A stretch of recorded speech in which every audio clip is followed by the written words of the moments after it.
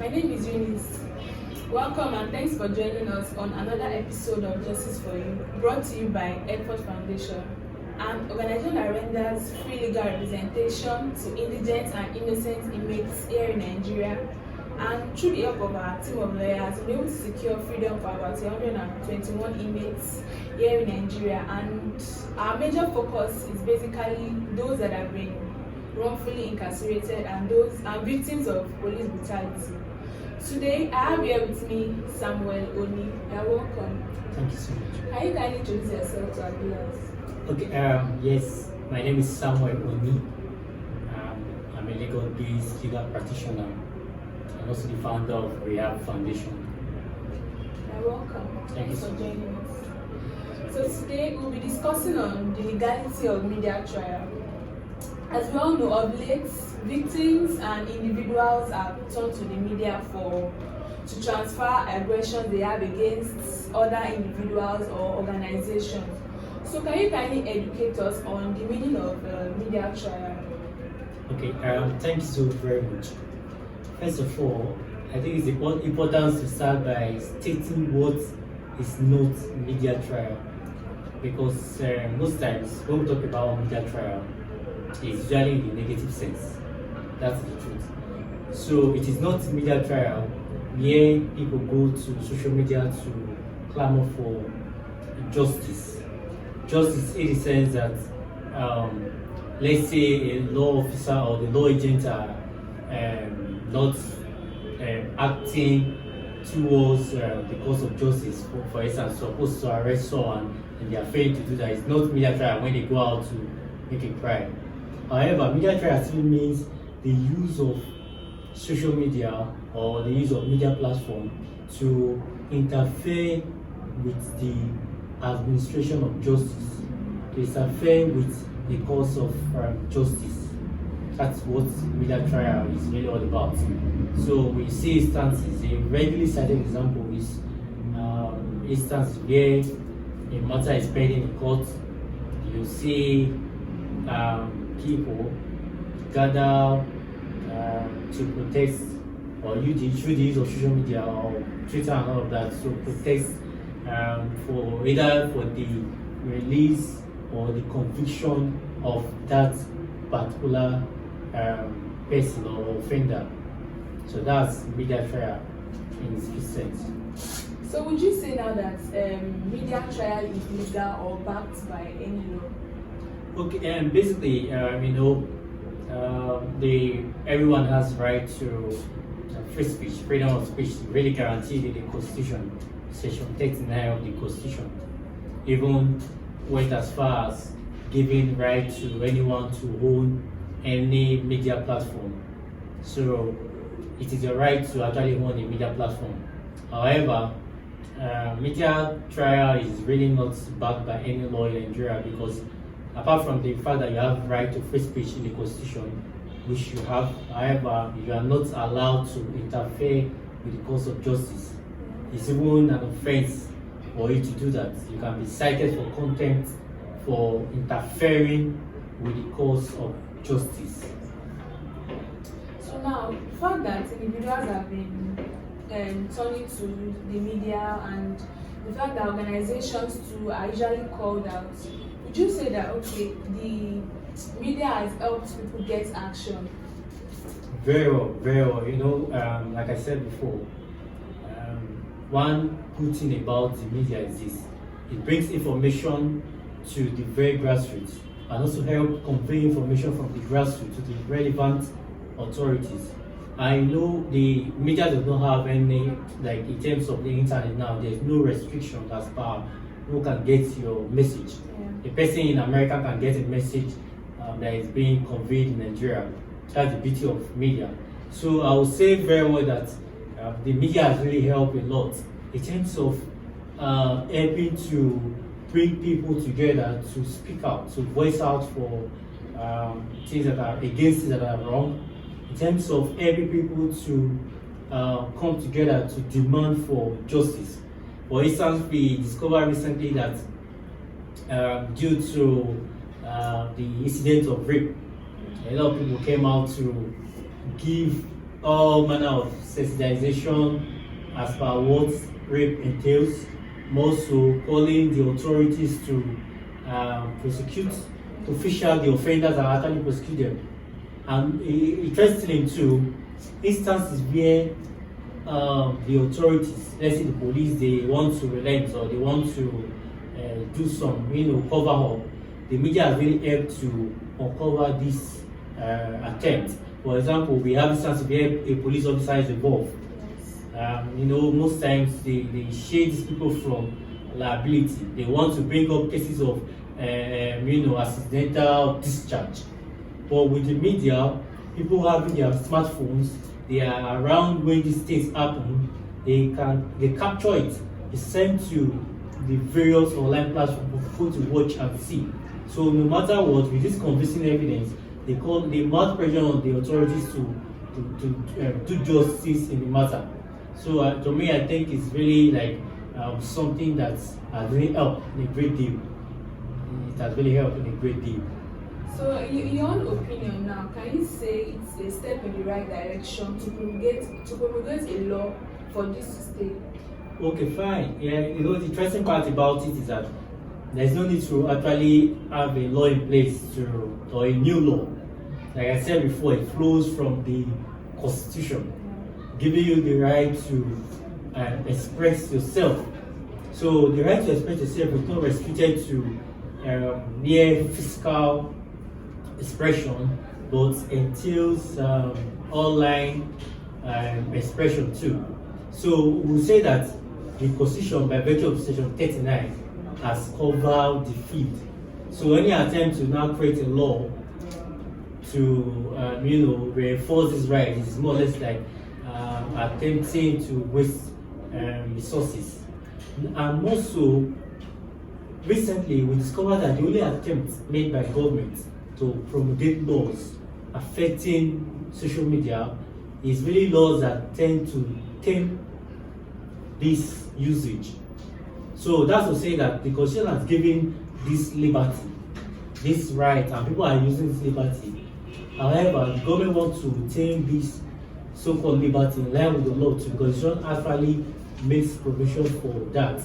So we have for instance, we have the anti-social media bill, which a lot of persons also cried out against. We also have the hate speech bill. So these are laws the government is trying to use to put a clock in the free speech given by the Constitution. So these are to actually regulate the activities of these social media. So most of the times, perpetrators are usually called out, whether or not the accusation against them is actually true, before the final verdict of the court. So what do you have to say about that? Because you can call out somebody, it can be true, it can be false. Nobody knows except parties that are involved. But most times, the court has not given their final verdict over an issue, and people are already condemning them concerning that issue. What do you have to say about that?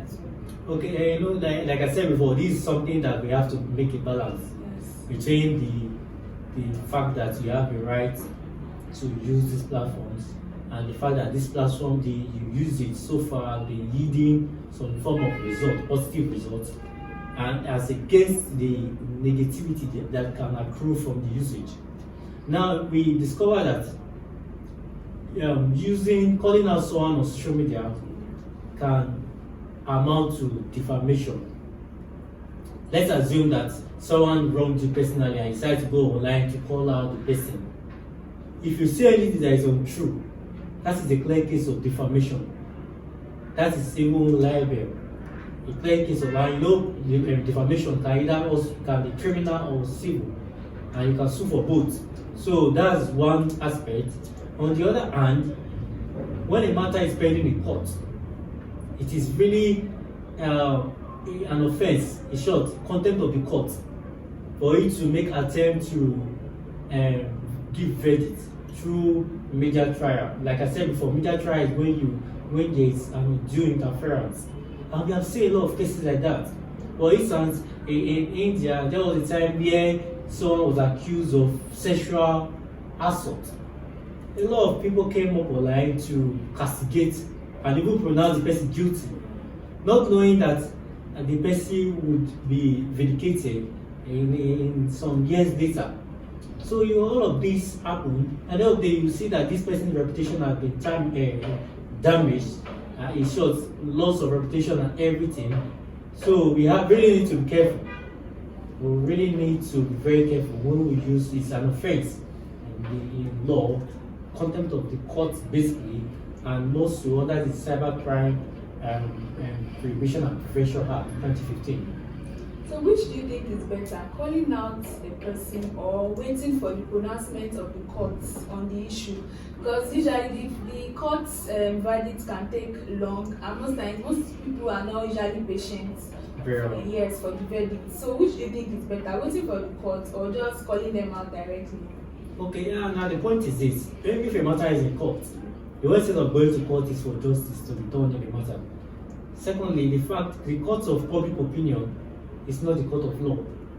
Public opinion can only castigate, they can vilify a person for a supposed wrong, but they cannot give an enforceable verdict. They cannot give an enforceable verdict. So if a matter is already in court and knowing fully well that the court gives enforceable judgment, it is best to wait for the court. And also it saves you the risk of being cited for contempt. That is the point. So when a matter is in court, it's best to really wait for the judgment of the court. So do you think that comments or reservations made on the media has a way of influencing or affecting decisions of the courts on the matter? Yes, in a way, I think so. Although generally judges are supposed to have very objective minds, so they are not supposed to go by what is happening around. But then, in one way or the other, it really has a lot to do with that, because first of all, you coming out on social media, let's say a lot of persons are coming out on social media to paint a man black when the court is even yet to find him guilty. And then they discover that even people who are out there close to the judge will really have this perception that the judgment should go in the direction of the general public. And then when the judge gives a judgment that is not in the direction of the general public, what do we see? We see people castigate the judgment because it's not in the way, it's not the judgment of the people. And that is not correct.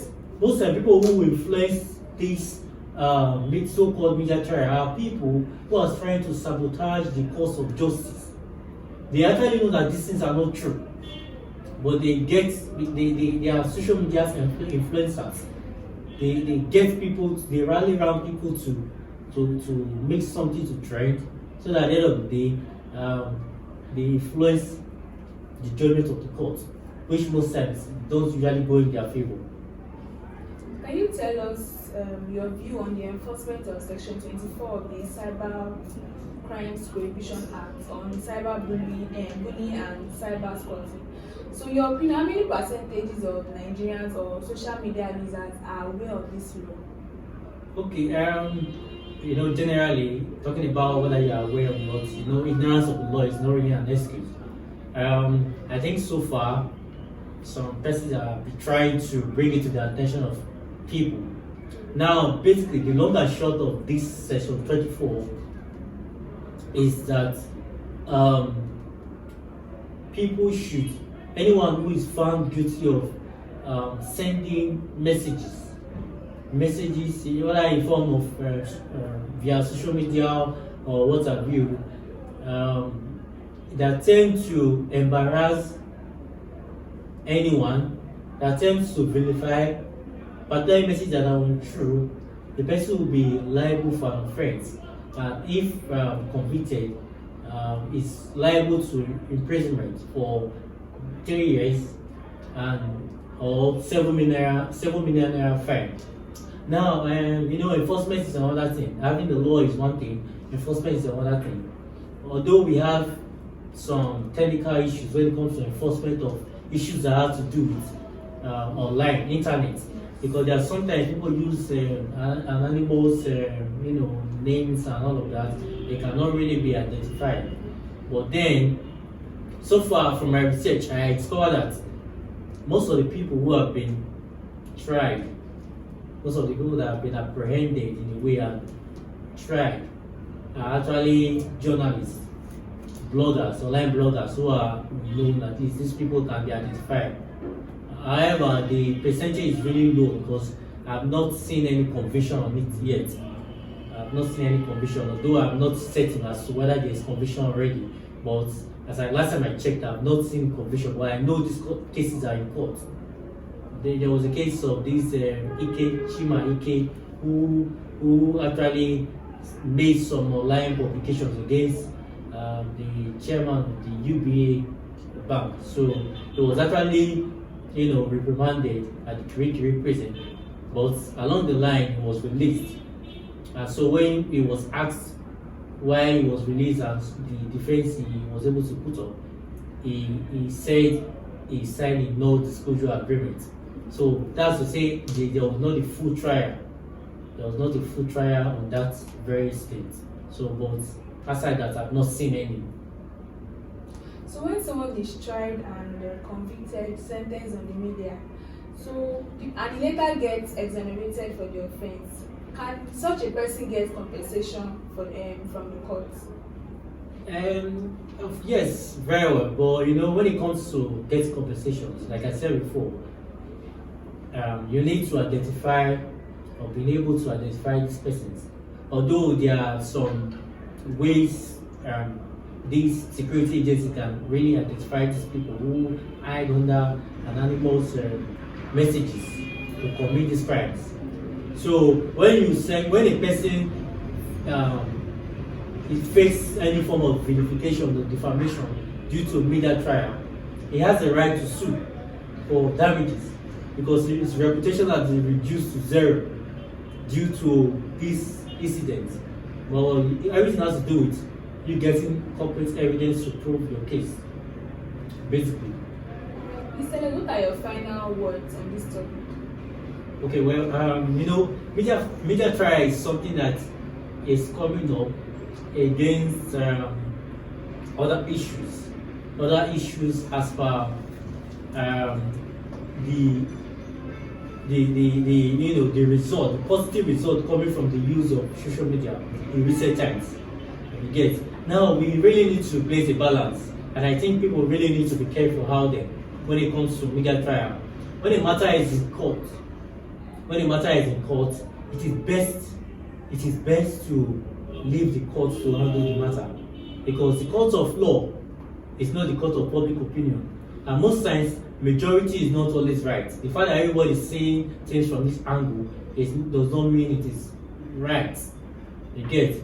And secondly, I would say that people should be able to know the limitations as per their right to use social media platforms. Copying and pasting messages without being convinced as to the veracity of the content is wrong. Because at the end of the day, the law is that it's not a case of who is the original author. It's a case of who shared it. In case of who shared the content, so that or who posted the content. So that is the position of the law. So you have to be very careful. And calling out people so that justice will be done in a matter is different from media trial, basically. Because when people are reluctant in carrying out what by law they are supposed to do, like security agencies and the rest, it is within the right of anyone to call them out, to hold them accountable. That is why in recent times they will tell you that the media or the press is the fourth arm of government, because they serve as watchdog to the three arms of government. They serve as watchdog. They also help to convey the opinion of the people to these three arms of government, basically. So it is good. It's a good thing if we use social media, but using it rightly without interfering with the course of justice should be the case rather than the other way around. All right. right, thank you very much, Thank you so Samuel. much. Thanks for joining us on today's episode. Okay, in conclusion, it's important to know that most of the content that we post online, it's important to verify the truth of the matter, and also when the matter is before a court, it's necessary to verify also, so as not to intervene in the proceeding of the court. As Samuel has rightly said also, he said the court of law is not a court of public opinion, so we should be mindful of some of the content of what we post. Thank you very much. Thanks for joining us on today's episode. We hope it has been enlightening and educating. Also, don't forget to like and share, and also subscribe to our channel. Thank you and have a good day.